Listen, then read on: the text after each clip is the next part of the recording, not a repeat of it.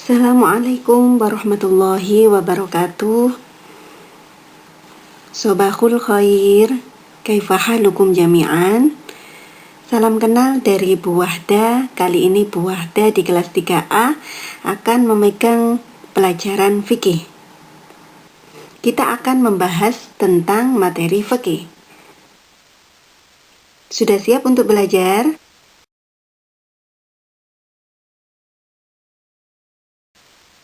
Nah, kali ini kita akan membahas tentang materi sholat sunnah rawatib. Pengertian sholat sunnah rawatib. Apakah kalian pernah mendengar atau mengetahui tentang sholat sunnah rawatib? Nah, biasanya kalau kalian di masjid, pergi ke masjid mau sholat, sebelum imam memulai untuk sholat, biasanya banyak orang yang berdiri untuk melakukan sholat. Entah itu sebelum sholat wajib atau sesudah sholat wajib. Sholat apakah itu? Nah, di sini kita akan mengetahui tentang pengertian sholat sunnah rawatib. Sholat sunnah rawatib adalah sholat sunnah yang mengiringi sholat fardu, yakni sholat yang dikerjakan sebelum dan sesudah sholat fardu. Nah, kira-kira anak-anak ini tahu nggak sih sholat fardu? Barangkali ada yang lupa. Ada yang tahu? Ya, benar. Sholat fardu itu adalah sholat wajib. Apa saja sholat wajib itu? Subuh, duhur, asar, maghrib, dan isya.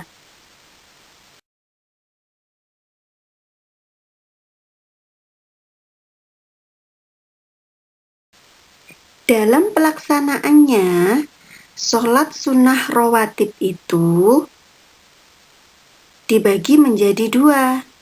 Sholat sunnah rawatib yang dikerjakan sebelum sholat fardu, berarti itu dinamakan sholat sunnah qobliyah. Saya ulangi sekali lagi, sholat sunnah rawatib yang dikerjakan sebelum sholat fardu atau sholat wajib, maka dinamakan sholat sunnah qobliyah. Sholat sunnah rawatib yang dikerjakan sesudah atau setelah sholat fardu, maka dinamakan sholat sunnah ba'diyah. Sekali lagi, sholat sunnah rawatib yang dikerjakan sesudah sholat fardu, maka dinamakan sholat sunnah ba'diyah.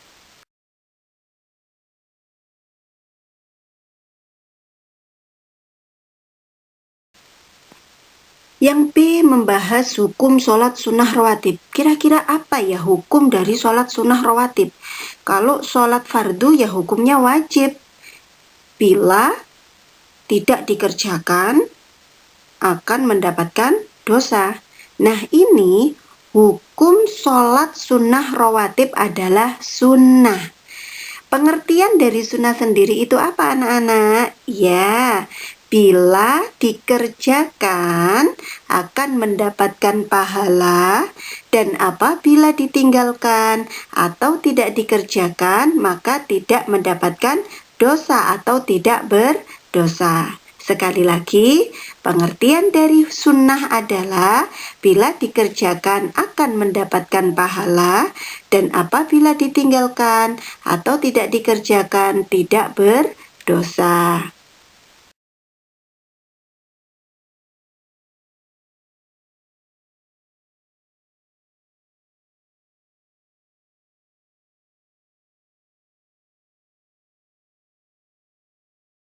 Yang C, pelaksanaan sholat sunnah rawatib.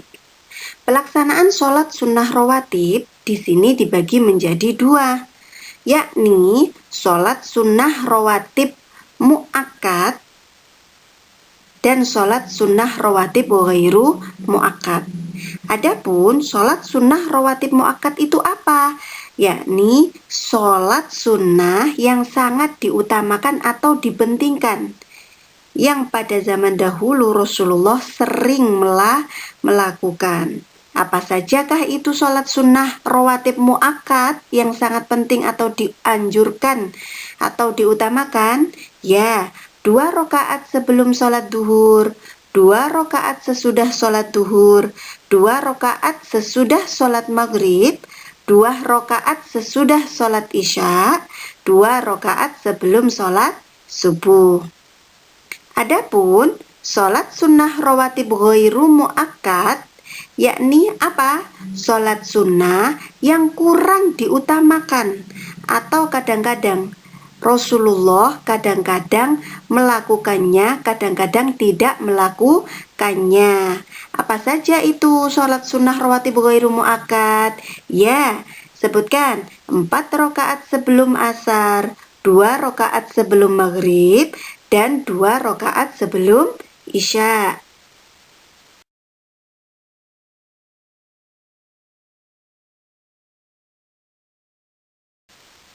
Yang D membahas tentang niat sholat sunnah rawatib.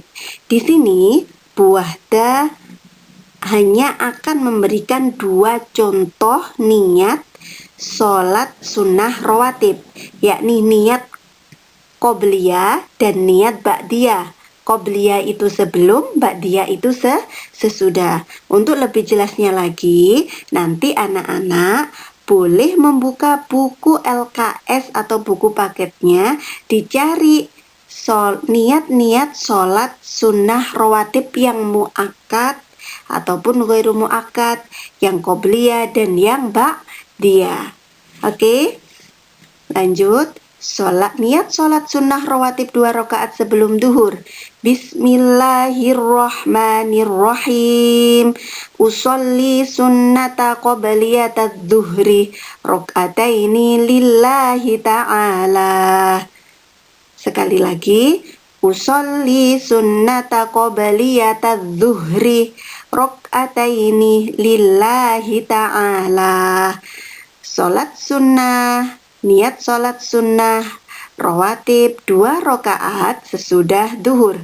Bismillahirrahmanirrahim. Usolli sunnata ba'diyata zuhri rakaataini lillahi ta'ala. Sekali lagi. Usolli sunnata ba'diyata zuhri rakaataini lillahi ta'ala.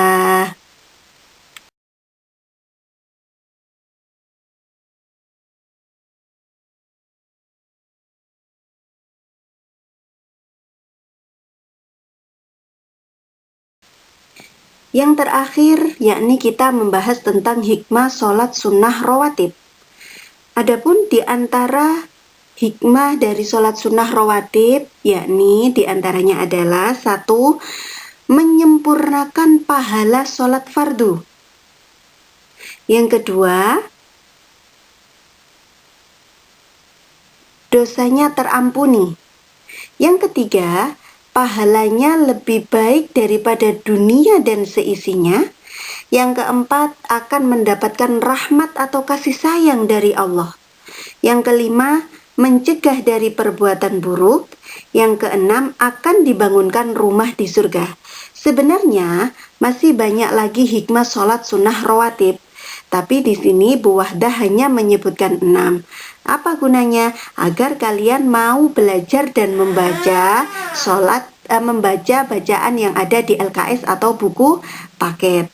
Sekian, jangan lupa untuk belajar, tetap semangat, tidak boleh bermalas-malasan, tetap jaga kesehatan, jaga kebersihan, rajin sholat, rajin beribadah, rajin ngaji, dan rajin belajar. Sekian dari Bu Wahda, semoga bermanfaat. Assalamualaikum warahmatullahi wabarakatuh.